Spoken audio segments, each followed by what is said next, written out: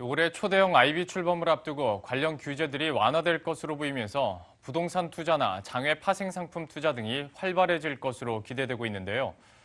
규제 완화가 증권사 수익에는 긍정적인 역할을 할 것으로 보이지만 일각에서는 부작용에 대한 우려도 적지 않습니다.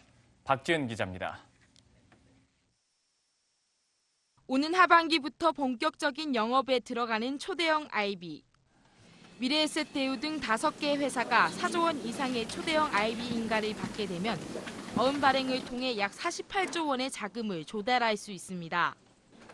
당초 이들 자금으로는 신규 발행 주식과 회사채, A등급 이하 유통회사채 등의 투자가 가능하도록 정할 방침이었습니다. 초대형 IB 육성안의 당초 목표가 기업들의 자금 조달 창구를 넓혀주자는 데 있었던 만큼 운용 부분에서 일정한 규제를 정해놓겠다는 겁니다. 특히 부동산 투자의 한도는 10%에 불과했습니다.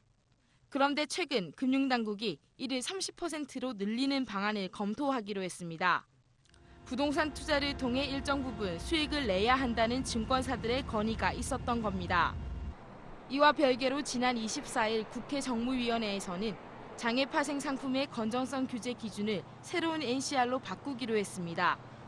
다른 영업 부분에서는 이미 신 NCR이 적용돼 있어 사실상 이중 규제라는 지적이 있었는데 이를 풀어주기로 한 겁니다.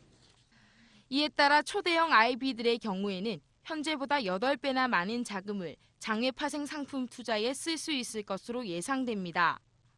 초대형 IB 입장에서는 부동산 투자와 파생 상품 매매 확대가 수익성 확보 차원에 긍정적이지만 일각에서는 우려도 있습니다. 자체 기업 금융 활성화라는 목표가 뒷전이 될 수 있는 상황이기 때문입니다.